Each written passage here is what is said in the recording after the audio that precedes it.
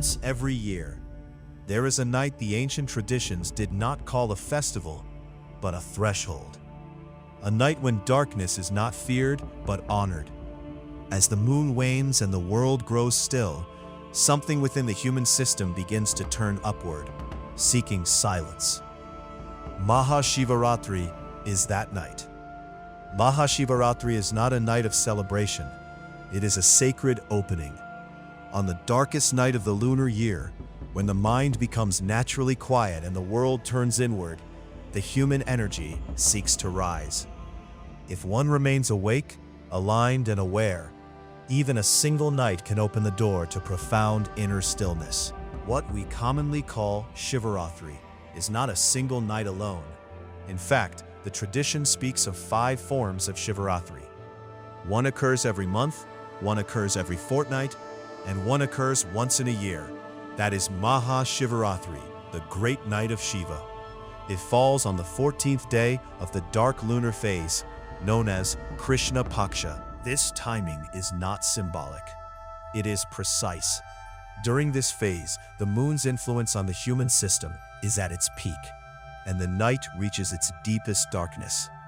Astronomically, this is when the Earth and the Sun are at their greatest relative distance in the annual cycle, resulting in one of the darkest nights of the year. But in Sanatana understanding, darkness is not viewed as negative. It is seen as potential. On this night, it is said that the natural flow of energy within the human system becomes upward moving. The prana that usually circulates in the lower centers has the possibility of rising toward the crown. This possibility does not arise automatically. Certain conditions support it. A straight spine, a light or empty stomach, and a state of wakeful awareness allow the body and mind to cooperate with this natural upsurge. This is why fasting and night-long awareness are traditionally emphasized on Maha Shivaratri, not as austerity, but as alignment. The moon influence on the human body is subtle but significant. Just as it governs tides, it affects the fluids, rhythms, and sensitivities of the system. Because Maha Shivaratri comes only once a year, it is regarded as a rare opportunity. The tradition encourages the seeker to take a sakalpa, a quiet, conscious intention, not to struggle, but to gently push beyond habitual physical and emotional limits. The scriptures suggest that even one night, lived with sincerity, awareness, and balance, can bring a profound shift in perception, not through belief, but through experience. Maha Shivaratri is not promised as a night of miracles. It is offered as a night of possibility. A possibility to touch stillness, a possibility to taste inner clarity, a possibility to glimpse the bliss that arises when the mind becomes silent and the self is felt directly. That is why this night is called sacred. To observe Maha Shivaratri properly, one does not need complexity, fear, or rigid rules. What is needed is understanding. Let us now understand how this night was meant to be observed, step by step, with awareness. Preparation, bringing Shiva into the home. Before Shivaratri, it is recommended to have a Shiva Linga in your home. Many people hesitate, believing it is inauspicious to keep a Shiva Linga at home. This belief does not come from scripture. Shiva is not confined to temples. He is consciousness itself. If awareness can exist in your home, Shiva can too. Choose a small Shiva Linga, ideally smaller than your thumb. It may be made of stone, brass, silver, or even clean natural soil. The size is important not because Shiva is small, but because intimacy matters. A smaller linga invites personal connection, daily remembrance, and consistency. However, Banalingas and Rasalingas are generally not advised for homes, not because they are dangerous, but because they come with strict ritual disciplines that are difficult to maintain correctly in household life. A simple Shiva Linga, worshipped with sincerity, is more than enough. Shiva is not defined by form. He is the embodiment of pure consciousness, truth, and infinity. In the timeless Sanatana tradition, this vastness is worshipped through the sacred Shiva Lingam. Now you can bring this eternal symbol into your home through stones that carry refined energy vibrations. Introducing the Spatika and Green Jade Shiva Lingams from Project Sanatana. The Spatika Shiva Lingam, specifically crafted for those seeking clarity and focus. Traditionally revered for emotional balance and spiritual purity, this lingam acts as an energy amplifier, inviting health, prosperity, and harmony into your living space. The Green Jade Shiva Lingam, your source for inner peace and spiritual connection. It provides the courage, protection, and stability needed in modern life.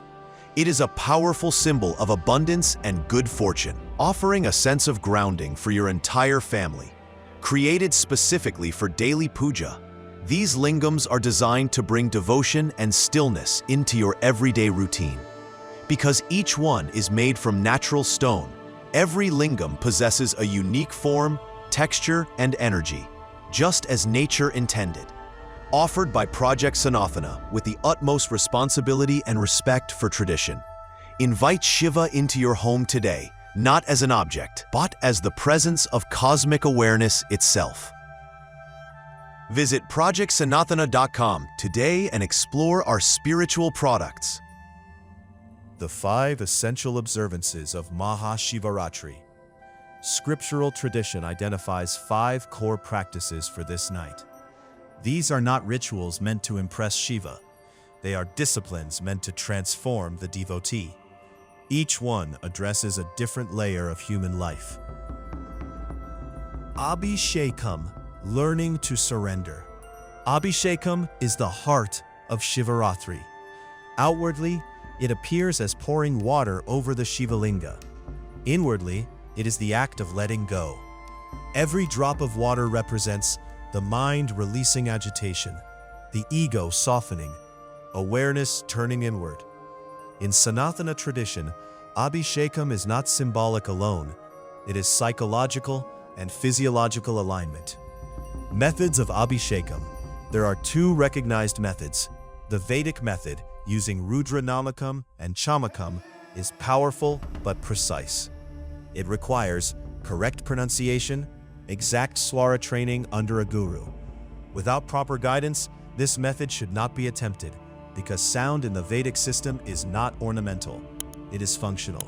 For most householders, there is a simpler and equally valid method. A set of 15 Shiva shlokas, traditionally compiled by Suradaya Maharshi, was designed so that any sincere devotee can perform Abhishekam without fear of error. Here, devotion replaces technical complexity. Timing of Abhishekam.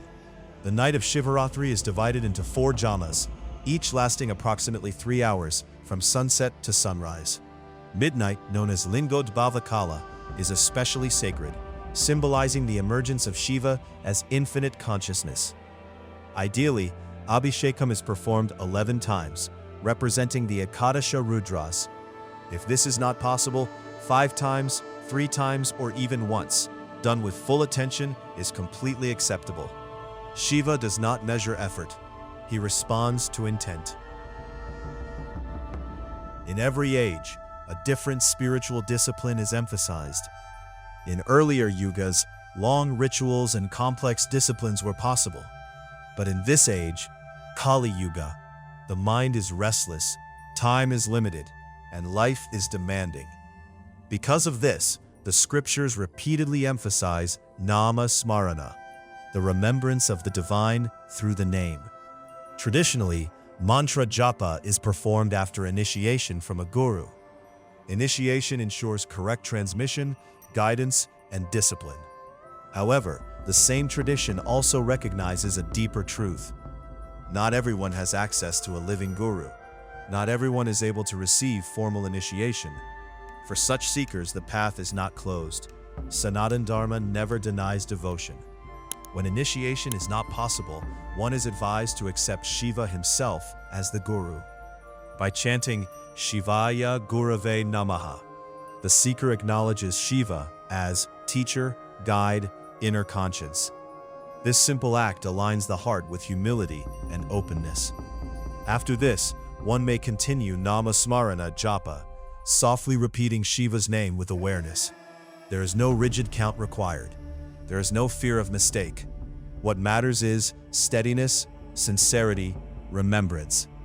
In Kali Yuga, even a distracted mind that repeatedly returns to the divine name is considered superior to flawless ritual performed without feeling. Nama Smarana purifies the mind, anchors awareness, and keeps the heart connected to Shiva throughout the night. This is why remembrance of Shiva's name is considered one of the most powerful observances of Maha Shivaratri. Upavasa, the true meaning of fasting. Upavasa is often misunderstood as physical denial. In reality, the word means to stay near Shiva in thought, emotion, conduct. If fasting helps bring clarity, you may fast. If fasting weakens the body or mind, especially for those with medical conditions, it should not be forced. Spirituality is not proven by suffering. It is proven by balance. True Upavasa means reducing unnecessary indulgence, eating lightly if needed, keeping the mind free from distraction. Jagarana, staying awake to awareness. Shivaratri is traditionally observed by staying awake through the night. But staying awake does not mean staying distracted. True Jagarana means remaining awake to the sacred. This may be done by listening to spiritual discourses, chanting softly, reading scriptures, meditating, or mentally visiting sacred spaces. If you cannot physically go to places like Varanasi or Arunachala, you may visit them through attention. Awareness travels where the body cannot. Offering Bilva leaves. Simple and complete. Bilva leaves are especially dear to Shiva. Offer them, clean, fresh, in groups of 3. The 3 leaves symbolize creation, preservation, dissolution. By offering them, we offer the entire cycle of existence back to Shiva. This is not a botanical act. It is a complete surrender, the true goal of Shivaratri worship. All these practices serve one purpose: to cultivate the habit of seeing Shiva everywhere and in everything. The Rudram declares that Shiva exists in trees, in birds, in living and in non-living, in animals, in all people, literally everything. If worship remains limited to ritual, it remains incomplete. If a hungry being comes to your door and you respond with compassion, Scripture says Shiva is pleased. If you treat others with dignity and awareness, you are worshiping Shiva in living form. Maha Shivaratri does not promise miracles. It offers clarity. It offers stillness in a restless world. When devotion is sincere, Shiva may reveal himself through dreams, through meditation, through sudden understanding, or through silent inner change. Shiva does not demand perfection. He responds to honesty. Celebrate Maha Shivaratri not as an obligation, but as an opportunity to sit with stillness and recognize the Shiva already present within. Hey!